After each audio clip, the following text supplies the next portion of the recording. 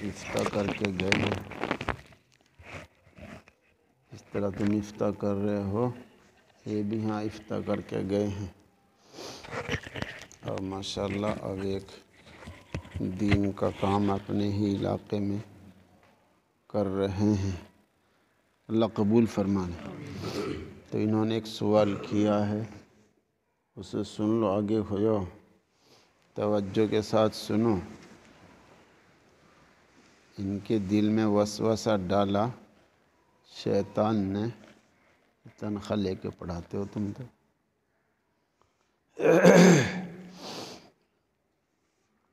تو سنو توجہ کے ساتھ۔ یہاں آئے تھے مولانا سلمان صاحب گنگو سے، ہمارے حضرت مفتی صاحب رحمۃ اللہ علیہ کے خاص خادم ہیں اور ان کے خلیفہ بھی ہیں۔ تو انہوں نے قصہ سنایا تھا حضرت مولانا یوسف بنوری رحمۃ اللہ علیہ کا، جن کا یہ کتاب ہے غالباً آپ کے مسائل ان کا حل، یہ انہی کی تو کتاب ہے۔ تو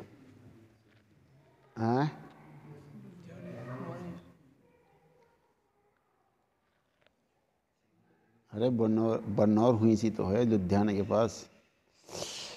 تو جب یہ ہندوستان پاکستان بن گیا تو پاکستان چلے گئے وہ، تو انہوں نے سوچا میں تجارت کروں یا تنخواہ لے کے مدرسہ بنا کے تنخواہ لے کے پڑھاؤں یا اپنی تجارت کر لوں۔ سوچتے سوچتے مدینہ منورہ پہنچ گئے، اور وہاں پر کچھ محنت کر رہے تھے، تو ان کی حالت کو دیکھ کر، محنت کو دیکھ کر کسی آدمی نے جانچ لیا، تاپ لیا۔ انہوں نے کہا میں تمہیں دیکھ رہا ہوں، کچھ تم مجھے پریشان سے نظر آ رہے ہو۔ کہ ہاں بھائی میری ایک الجھن ہے بھائی، اس کو حل کرانے کے لیے آیا ہوں، اور میری یہ الجھن ہے۔ اس نے کہا اچھا ایک کام کرنا، ایک دکان ہے، اس دکان پہ جو مالک بیٹھتا ہے وہ صاحب حضوری آدمی ہے۔ صاحب حضور اس کو کہتے ہیں جس کو روزانہ حضور پاک صلی اللہ علیہ وسلم کی زیارت ہوتی ہو۔ تو کچھ فاصلے پر میرے ساتھ پیچھے پیچھے چلنا، اس دکان کے سامنے میں اپنا جوتا ٹھیک کرنے لگوں تو مجھے نہ دیکھنا، سیدھا دکان پہ چڑھ جانا، اور وہ دکاندار دھکے بھی دے گا، دھکے کھاتے رہنا، اور اس سے کہنا میرا مسئلہ حل کرا، بہت دور سے آیا ہوں۔ بس اس نے ایسا ہی کیا، دکان پہ چڑھ گیا، دکان بڑے میاں میں بہت پریشان ہوں، میرا ایک مسئلہ ہے، یہ حل کرانا ہے۔ بس اس نے وہی دھکے دینا سنا، چل کہاں رہے، میں کیا جانوں، آج میں جانتا جانتے یا نہیں جانتے، میرا تو مسئلہ حل کرانا۔ جب وہ لپٹ گئے تو بس پھر اچھا چل پرسوں کو آئیے۔ تو ان کو روزانہ حضور پاک صلی اللہ علیہ وسلم کی زیارت ہوتی تھی۔ انہوں نے معلوم کیا حضور پاک صلی اللہ علیہ وسلم سے کہ جی تنخواہ لے کے پڑھائیں یا اپنی تجارت کر لیں۔ تو حضور پاک صلی اللہ علیہ وسلم نے فرمایا بچوں کو پڑھائے چاہے تنخواہ لے کے پڑھائیں۔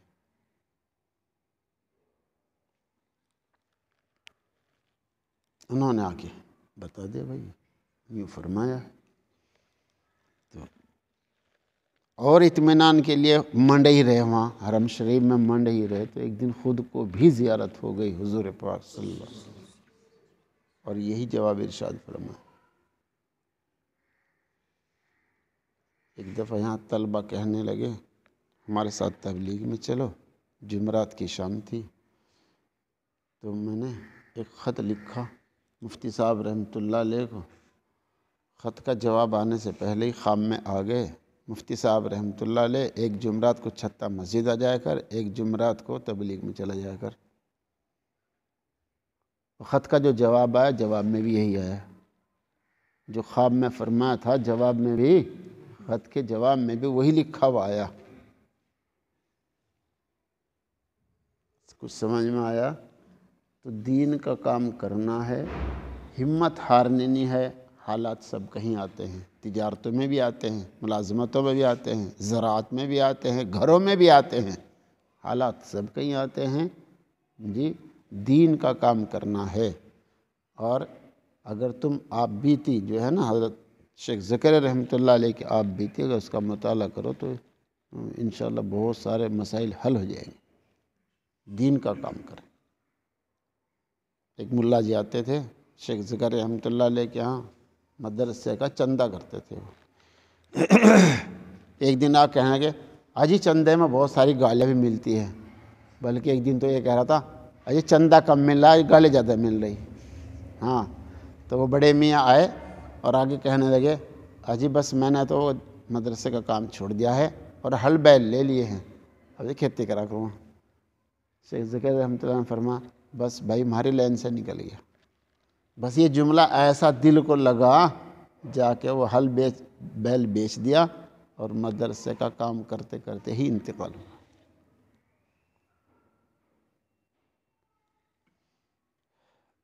ارے بھائی جب ہمارے متاخرین حضرات نے فتویٰ دے دیا ہے اس بات کا کہ تنخواہ لے کے پڑھانا جائز ہے، پھر کتنے کیا اشکال کی بات ہے؟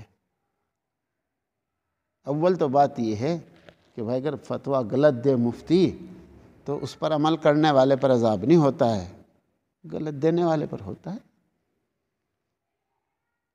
اور وہ ہمارے ایسے بہترین متاخرین تھے کہ وہ فرمایا کرتے تھے آج اگر متقدمین ہوتے تو پڑھتے ہیں، ویسے مفتی میں روزانہ پڑھتے ہیں، آج اگر موجود ہوتے متقدمین وہ بھی یہی فتویٰ دیتے۔ حضرت والا ہردوئی رحمۃ اللہ نے فرمایا، جیسا اسکول بنایا نا یہاں سے میں نے، حضرت والا ہردوئی رحمۃ اللہ علیہ سے آ کے افریقہ سے ایک آدمی نے معلوم کیا اور 14 صفحے پہ اس کا سوال لکھوایا کہ جی ایسے حالات اس طرح کے ہو گئے، ایسا اسکول بنانا کیسا ہے؟ انہوں نے اس کا جواب لکھا کہ یہ جائز ہے، اور آج اگر حضرت تھانوی رحمۃ اللہ علیہ ہوتے وہ بھی یہی فتویٰ دیتے۔ اور اس زمانے میں انگلش کا ہاتھ لگانا بھی ناجائز بتایا کرتے تھے، لیکن اگر آج موجود ہوتے تو وہ بھی جواز کا فتویٰ دیتے۔ سننے یا نہیں سننے؟ اس لیے محنت سے پڑھو، اور پھر پڑھانا ہے تنخواہ لے کے پڑھاؤ، جی تنخواہ لے کے پڑھاؤ لیکن پڑھاؤ، غیر حاضری نہ کرو، اور یوں نہیں کہ چھوٹی دیر پڑھایا چھٹی کر دی، ایسا نہ کرو بھائی، یہ گڑبڑ ہے، یہ گڑبڑ ہے۔ اور سہارنپوری رحمۃ اللہ علیہ کے پاس اگر کوئی آدمی آ گیا 3 منٹ بات کری، وہ 3 منٹ لکھ لی کہ میں نے اتنی منٹ بات کری ہے، پڑھایا نہیں، اور اخیر مہینے میں جتنی منٹ ہو جاتی تھی ان سب کو جوڑ کے کہا جی اس کی تنخواہ کاٹ لینا، اس میں نے پڑھایا نہیں، بات کری ہے، یہ لکھا اس میں اکابر کا جو تقویٰ ہے، بس اس کے مطابق پڑھاؤ، تنخواہ لو، اس طرح تقویٰ پرہیزگاری کے ساتھ چلو۔